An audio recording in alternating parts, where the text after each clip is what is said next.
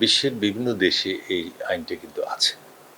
উত্তরাধিকার ট্যাক্স বা inheritance tax বলা হয় এটাকে। আপনি কানাডায় যাবেন বা অন্যান্য অস্ট্রেলিয়া যাবেন, আছে। বাংলাদেশে আসলে এটা এখনো প্রবর্তিত হওয়ার মতো সময় এখনো হয়নি। হয়তো ভবিষ্যতে হবে। আর এটার জাতীয় রাজস্ব বোর্ডের সম্বন্ধে চেয়ারম্যান মহোদয় যে কথাটা বলেছেন যে এটা প্রবর্তিত করতে যাচ্ছে সরকার, এটা পরবর্তী সময়ে এই সিদ্ধান্তে কিন্তু রাজস্ব বোর্ড ফিরে এসেছে। সুতরাং আমার মনে হয় না যে সরকার এখনই এই ধরনের একটা কঠিন আইন করতে যাবে। এটা জনগণের সরকার এটা করবে না।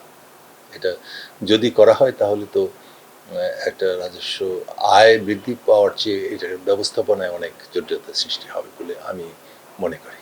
আমি দেখলাম কালকে সংবাদপত্রে যে জাতীয় রাজস্ব বোর্ডের চেয়ারম্যান মহোদয় বলেন যে এটা বাস্তবায়ন হচ্ছে না, এবছর হচ্ছে না।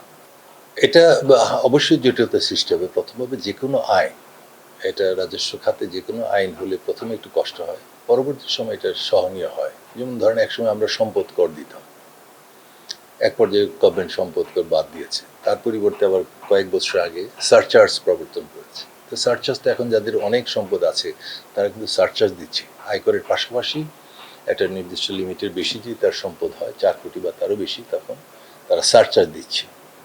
এখন ইনকাম ট্যাক্সের সারা বিশ্বে কিন্তু প্রগ্রেসিভ রেটে হয়। প্রগ্রেসিভ রেট হলো এরকম যে যার যত বেশি আয় হবে তিনি তত বেশি হারে ট্যাক্স দিবেন, সারা বিশ্বেই তাই। একজন করদাতা যার আয় হয়েছে 5 লাখ টাকা, উনি যদি যে হারে ট্যাক্স দিবেন, যার 5 কোটি তিনি সেই হারে দিবেন না। তা না হলে কিন্তু টোটাল যে অর্থনীতির যে দারিদ্র বিমোচন কর্মসূচি আছে সরকার, এটা কিন্তু সফল হবে না। এই জন্য যাদের ইনকাম বেশি, রাষ্ট্রের প্রতি তাদের দায়িত্ব অনেক বেশি, ট্যাক্স ভ্যাট তাদেরকে বেশি দিতে হবে। এটাই আসলে বিধান সারা বিশ্বে। আমরা কিন্তু যারা রাজস্ব খাতে দীর্ঘদিন কাজ করেছি, আমরা জানি যে সরকারের যে বাজেট প্রণয়ন হয়, উন্নয়ন বাজেট, রাজস্ব বাজেট, এটা অনেক সময় কিন্তু উচ্চবিলাসী হয়। এখন যেহেতু আমরা রাজস্ব নিয়ে কাজ করছি, আয়কর নিয়ে আমি একজন এক্সপার্ট হিসেবে কাজ করছি, আমি মনে করি ব্যক্তিগতভাবে সরকারের যে প্রকল্প, বৃহৎ প্রকল্পগুলো সার্বিক বিশ্ব পরিস্থিতির বিবেচনায় এখন এগুলি কমানো উচিত।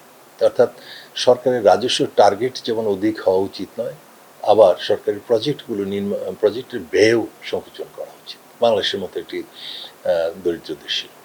কারণ বৈশ্বিক যে বাণিজ্য যে ঘাটতি হচ্ছে, বৈশ্বিক বাণিজ্য যে বিপর্যয় হয়েছে মিডল ইস্ট ক্রাইসিসের জন্য, কিংবা আমাদের যে রাজনৈতিক পরিস্থিতি ছিল 1 বছর আগে বা 2 বছর আগে, সে সমস্ত কারণে সরকারকে মিতব্যয়ী হওয়ার পাশাপাশি সরকারের বাজেট যে রাজস্ব আহরণের লক্ষ্যমাত্রা কমাতে হবে। এটা বলবেন এটা তাহলে কীভাবে সম্ভব? সম্ভব। আপনার বিশ্বের বিভিন্ন দেশের জিডিপি মাইনাস হয়ে যাচ্ছে, কমে যাচ্ছে, 1% হচ্ছে না। সেখানে আমরা কেন জিডিপি আমাদের 6-7%-এর দিকে টার্গেট করে উচ্চাকাঙ্ক্ষা করে? এতে করে হবে কি, সাধারণ মানুষ কিন্তু বিভিন্নভাবে তাদের জ্বালানি সংকটের কারণে, বৈদ্যুতিক সংকটের, তারা কিন্তু বিপর্যস্ত। দেশে ব্যবসা নেই, বাণিজ্য নেই, ব্যবসা করার জন্য যে সমস্ত অবকাঠামো দরকার সেটা বিপর্যস্ত। সরকারকে এইসব বিষয় মাথায় রাখতে হবে এবং পাশাপাশি সারা দেশের মানুষের ব্যবসা বাণিজ্য কীভাবে উন্নয়ন করা যায় সে বিষয়ে সরকারকে মেধাভিত্তিক সিদ্ধান্ত নিতে হবে। বৈদেশিক বিনিয়োগ কীভাবে আনা যায় দেশে, তাদের সুযোগ সুবিধা দিয়ে, এটাও আমাদের সরকারকে বিবেচনা আনতে হবে। কারণ আমরা রাজনৈতিক বিভিন্ন কর্মসূচি থাকবে দেশে, কিন্তু আমরা যদি অর্থনৈতিক কর্মসূচিতে যদি দলমত নির্বিশেষে সরকারি দল বিরোধী দল যদি একত্রিত না হয়, তাহলে দেশের জনগণের ভাগ্য উন্নয়ন সম্ভব নয়। মানুষ কিন্তু সারা বিশ্বে এখন ব্যবসা বাণিজ্য, আজকে চায়নার যে অবস্থা আপনি দেখছেন, এর কারণ কি? কারণ তারা ব্যবসায়ী, তারা যত বেশি ব্যবসা করছে তারা তত বেশি আয় করছে, তত বেশি ট্যাক্স দিচ্ছে, এবং সরকার ওই ট্যাক্সের টাকায়, ভ্যাটের টাকায় কিন্তু তাদের পুরো দেশে উন্নয়ন করছে। বাংলাদেশেও বিকল্প হতে পারে না।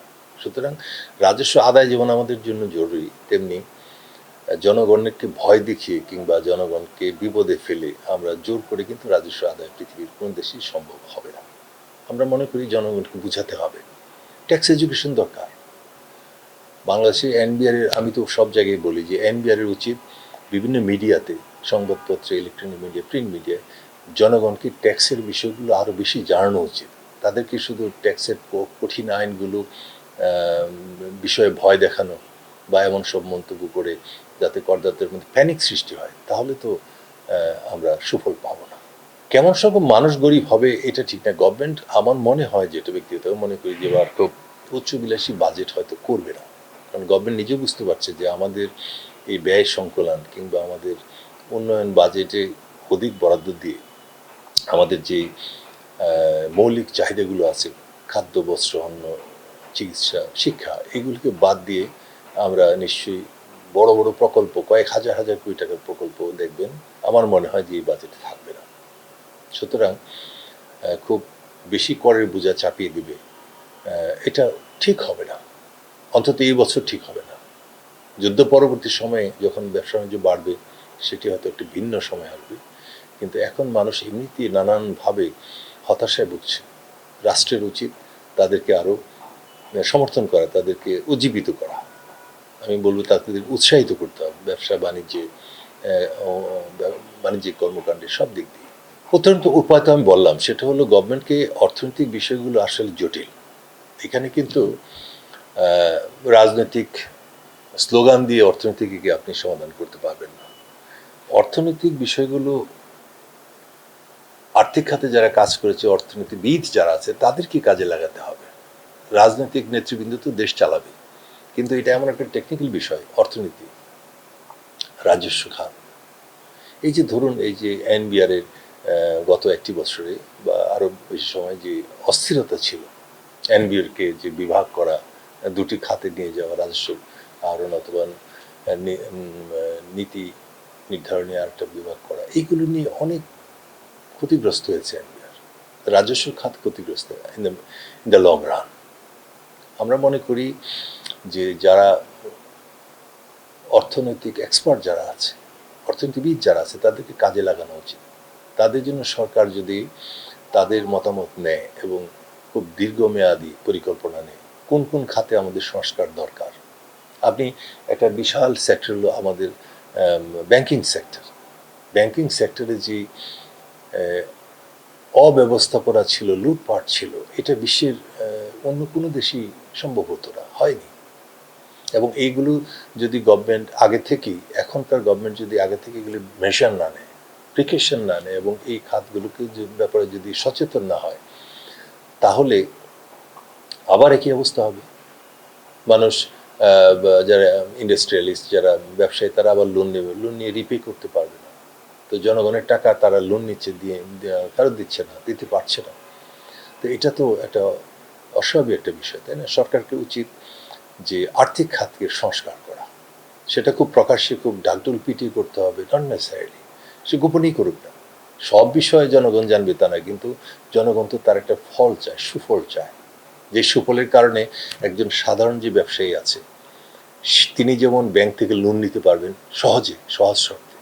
তিনি যদি ব্যবসা করতে চায়, একটা ছোট ইন্ডাস্ট্রি করতে, তাকে 18টা জায়গা থেকে অনুমোদন নেওয়ার দরকার নেই। সেটা আরও সংক্ষিপ্ত আকারে ছোট পরিসর করতে পারে গভর্নমেন্ট, ছোট ব্যবসায়ীদের ক্ষেত্রে।